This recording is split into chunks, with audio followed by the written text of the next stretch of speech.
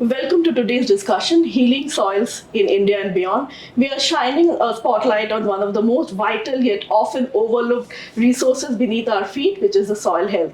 As the world's most populous country, India faces an urgent challenge. We must not only produce enough food, but we have to also ensure that it is nutrient rich and sustainably grown. Today, as guests, we have Dr. Ashok Gulati, who's the Distinguished Professor for ICRIER, Amine, Dabchy, Chief Communications and Public Affairs Officer, OCP Nutricrops, Kenza, Skali, Executive Vice President Customization Unit, OCP Nutricrops, and Ritika, Juneja, Research Fellow, ICRIER. So, Dr. Gulati, could you begin by helping us understand why does soil health matter? What is its impact on crop health and on human health and nutrition? Well, humans do need good health. And we need to understand, unless we take care of Mother Earth, the soil, we will not get good nutrition in our crops and our health will suffer. Therefore, if we want better health, then we have to take care of the soils, because soils have all the minerals, the nutrients that are needed. We evolved out of this literally, and we will be buried in this ultimately. This entire cycle from soil to crops that we need, and ultimately our health, and the end also is in the soil. We need to understand and respect this cycle. Across India, soils are increasingly deficient in both the macro and the micronutrients, as we can see, which includes the nitrogen, phosphorus, potassium, as well as trace elements like the zinc and the boron. So this is like a silent yet growing crisis. So, Ritika, can you shed light on the current status of the nutrient deficiencies in Indian soil and the key factors contributing to this imbalance? Of course, thank you for this question. And I will start with the striking statistics. In 2024, under the Soil Health Card Scheme of Government of India, samples were tested. And out of this, 70% were deficient in nitrogen, 15% in potassium, in phosphorus, 11% in potassium. Now, far more concern is of soil organic carbon. 50%, even more than that, were deficient in organic carbon.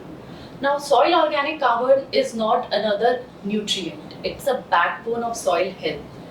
So it decides the microbial activity of the soil, soil structure, water holding capacity, and also the nutrient use efficiency. So, there is a lot of debate going on what is the critical limit ideal for Indian soils of soil organic carbon. Government of India considered it should be between 0.5 to 0.75%. However, across world and even by the World Food Laureate, Dr. Ratan Lal, who has almost spent his life studying soil samples, he says that it should be between 1.5% to 2%. So by that means, all our soils are deficient in organic carbon. That is the very heart of our soil health. So there is a huge gap, and we need to see how we can improve that. Now the story doesn't end there. There is micronutrient deficiencies also of trace elements like zinc, boron, iron. These are very critical for the human health and development. So now you're coming to the factors that are responsible for these. Now some are geogenic factors which we cannot control, while some are anthropogenic factors such as excessive use of fertilizers, pesticides, tillage, excessive tillage. So these can be controlled through soil management practices. But we need to see that our soils need urgent attention. Otherwise, we can say that they need to be rushed to the ICU, intensive care unit already. That's a very, very alarming statistics and data that you mentioned, and I wish that we could take cognizance of that fact and proceed further. So, Kenza, my question to you would be, how is OCP Nutricrops working globally to address the challenge of the deteriorating soil health? And also, would you like to talk about some of the innovations as well as the impact on the ground that you're seeing? Sure. So OCP Nutricrops is addressing soil health crisis by bringing together science, sustainability, and farmer empowerment. We do that by an approach that is anchored into the 4R, the right source at the right place at the right time and at the right rate. So we do that. We don't do that alone. We do that with the global partners, including institutions, and involving UM6P, the University Mohammed VI Polytechnic in Morocco, where we combine advanced technology with in-ground field, where we will deploy soil testing, farmer knowledge, and farmer training and education. So we've launched a program that has impacted 5,000 farmers in states in Karnataka, Maharashtra, and Rajasthan. And the idea is to help these farmers increase their yields while reducing their costs. And the idea is not only to help them in the ground, but also to bring the digital solution between their hands. So we have, for example, ground truth analytics, which is a soil monitoring system, ICRIER. We have also Ndongo marketplace that are already deployed in Africa and that are ready to be used in countries like India or other regions. And thanks to these digital solutions, we are able to provide the farmer with a tool that help him have access to real-time data that help him take the best decision possible at each time and depending on the current soil conditions. So we are also present in different platforms to raise soil health at the right level with, for example, the UN Food Systems, the Global Council, with the World Economic Forum on soils, and that is very important because soil health is not only an agriculture issue. It has a direct impact on food security and on economic stability. And our role and our ambition is to regenerate soils and support the farmers by empowering him through data and through products and through solutions so he can feed the world today and tomorrow. All right, that's very interesting to know that you are actually combining the lab data with the field experience and making it useful for the farmers at large for increasing the yield. So we have discussed the nutritional deficiencies and the importance of making the micronutrients available, but at the heart of the resources, soil health, lies the questions of how we fertilize our soils. Both underuse and the overuse can disrupt the delicate nutrient balance with far-reaching consequences. So my question to Ritika would be, could you throw some light on the current practices of fertilizer application in India?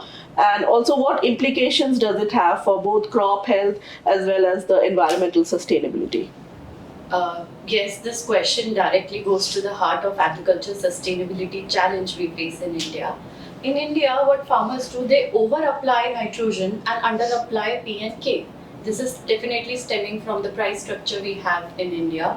More subsidy, 80 to 85% on urea, and vis-a-vis 44% subsidy on phosphorus and just 5% subsidy on potassium. So this is as per the recent estimates. Now, when farmers broadcast urea, more and more urea, obviously not all will be absorbed by the plants. Plants can absorb only 35 to 40%. Remaining, it all goes into the environment, either in the form of nitrous oxide, which is even 273 times more harmful than carbon dioxide, or it leaches into the groundwater and contaminates. Nitrate contamination is widespread. So that makes water even non-potable. So you see, we are putting in more and we are creating ecological disaster. Now coming to the crop health, because of the excessive application of N, our crop response ratio has declined from 1:10, that means 1 kg bag of fertilizer used to give 10 kgs of grain in 1970s, and it has come down to 1:2.7. So drastically it has come down, and this is in case of irrigated areas. So you see, we are putting in more and getting less. So in the process, we are already damaging our soils. We are creating ecological problems. Kenza, so customized fertilizers, they are the buzzword and they're gaining a lot of attention worldwide. So what exactly are they, and do you see them as a sustainable as well as scalable solution for countries like India? So we all know that agriculture in India is vital. It supports 140 million farmers and contributes to around 18% of the GDP. But agriculture is facing many challenges due to climate change, with nutrient imbalance, greenhouse gas emissions, and this is also due to imbalanced fertilization use. So when we look at the customization approach, it is vital and very important for India. It is again the right source, which means that it is anchored in the separation of nutrients, phosphorus and nitrogen mainly, so we can use only what is needed. The right weight to avoid any waste. The right time, because phosphorus is needed at the early stage of the growth, whereas nitrogen is needed at a later stage, and at the right place. The phosphorus is needed close to the roots.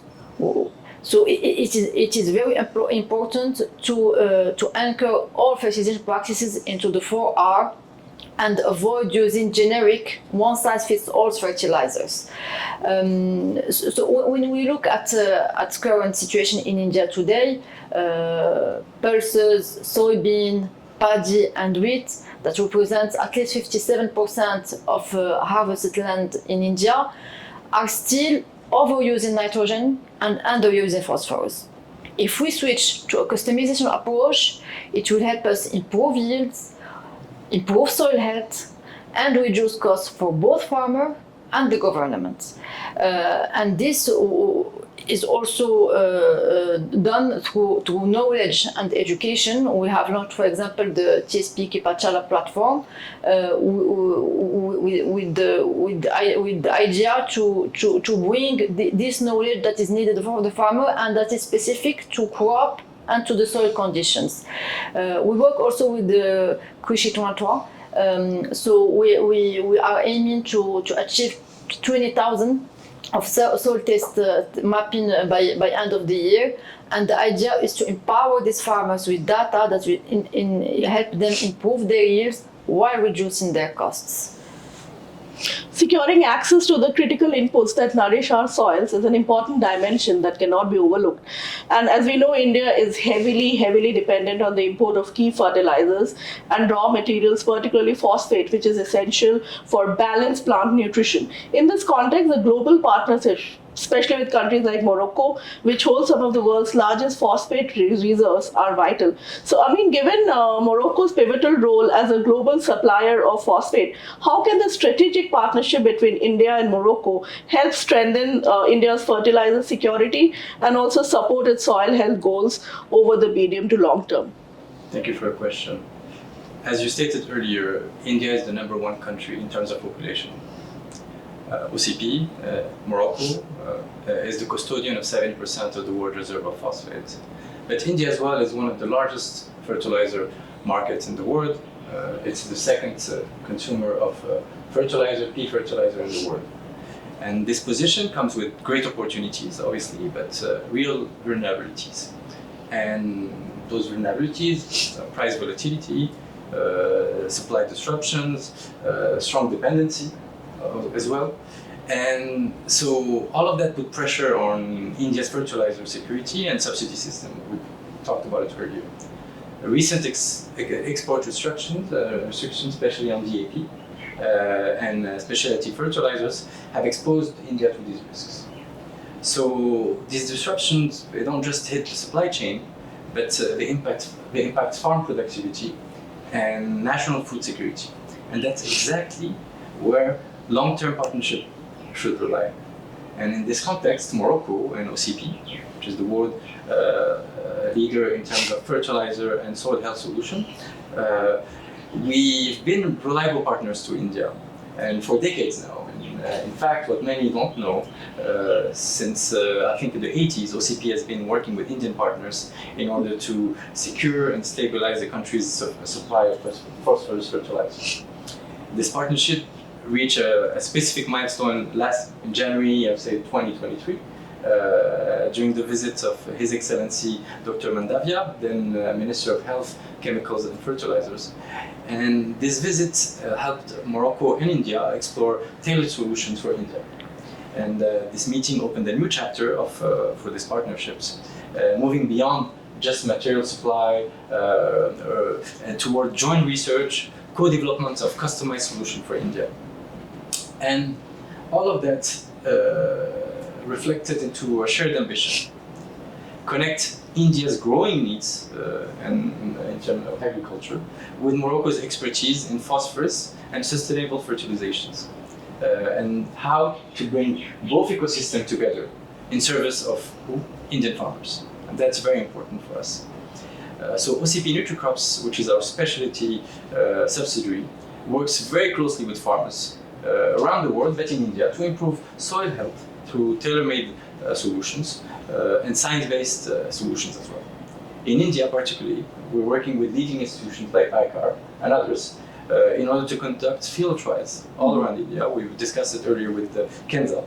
Generate local data, improve nutrient use efficiency in order to reduce this imbalance of nutrient use. So our agronomists on the field are also on the ground, helping farmers, working with them towards soil management and better farmer practices. So all of that with one objective, well, a few objectives I would say: improving yields, which is very important for the Indian farmer, reducing input costs, and restoring soils in their own way, because soil is what matters at the end. So some numbers that can tell part of the story. Over the past 5 years, Morocco has supplied 20% of Indian rock phosphorus imports, 32% of phosphoric acid, and 18% of DAP. But today, OCP is also India's top partner in TSP supply. And we take pride in that because it reinforces further our central role in India's phosphorus value chain. And to give an example, we have one joint venture with an Indian partner called IMASEED, which was created by OCP and our partner Shambal Fertilizers, which is a perfect example of industrial collaboration, one among others, supporting supply resilience in India. But beyond numbers, beyond volumes, what truly matters is alignment. Alignment between Morocco and India, alignment between OCP and our Indian partners.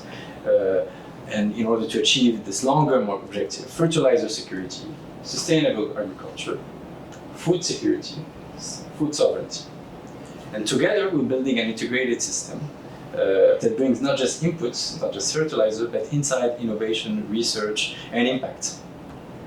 And as India prepares now to roll out its carbon credit trading scheme in 2026, this partnership will also help deliver climate-smart and efficient fertilizers with measurable economic and environmental impact. At the end of the day, as we've stated, all of us, this partnership is not just about trade, not just about supply chain. It's about supporting the farmer who feed the nation, right? It's about building resilience, resilience toward the world that is with the rising geopolitical issues and environmental and economic pressure as well. So Morocco and India share this long-standing friendship, a long-standing partnership. OCP is proud to contribute to this India's journey toward food sovereignty, toward food security, toward soil health and sustainable agriculture. And we believe that this is just the beginning between us.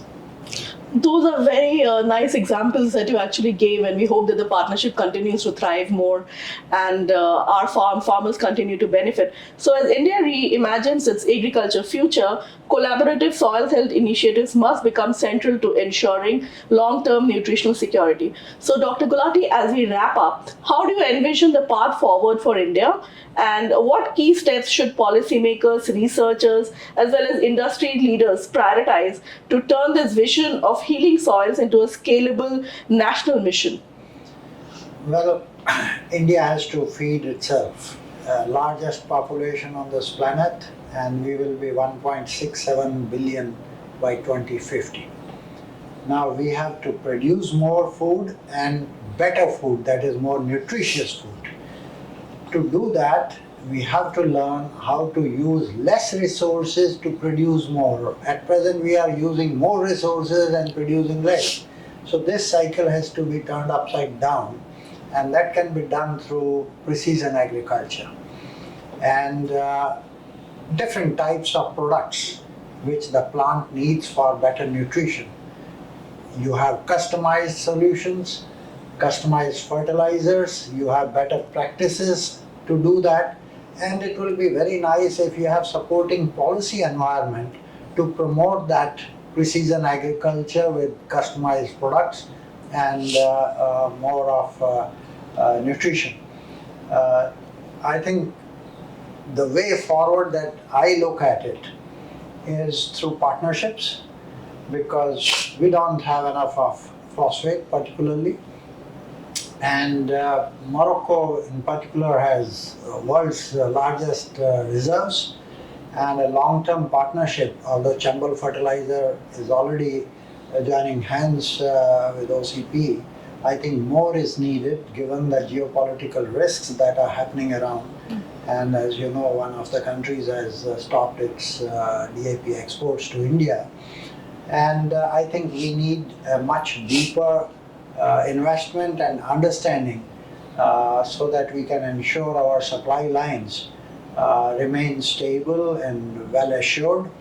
And not only that, there is product innovation that is needed. We are not, we are overusing urea, for example, as Ritika said, in certain pockets. But then even in DAP, we are putting more of nitrogen, 18% nitrogen, and then 46% of phosphate. There could be single superphosphates or triple superphosphates. These are the types of products, and in what form and where they need to be used, for which crops they need to be used. That's where a lot of research is needed, so that when farmer is applying those and changing its farming practices and fertilization practices, not only the productivity improves, his profitability should increase. And planet's concern, the first thing under our own feet is the planet's first concern. We always say Mother Earth, that is the soil. The soil structure and soil's nourishment needs to increase. Only when soils are well nourished, they will nourish our crops better, and that is what we eat. And 95% of the food that is produced on this planet is coming from soils.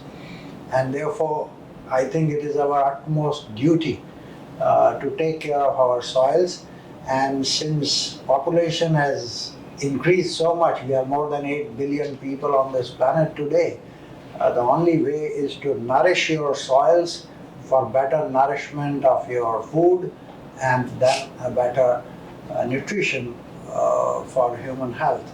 I think that's the linkage that we need to do, and precision agriculture, product innovations is the way forward, and partnership will really give us rich dividends in terms of innovations, and that's the future in which India and Morocco can join hands and look for the prosperity of people on both sides.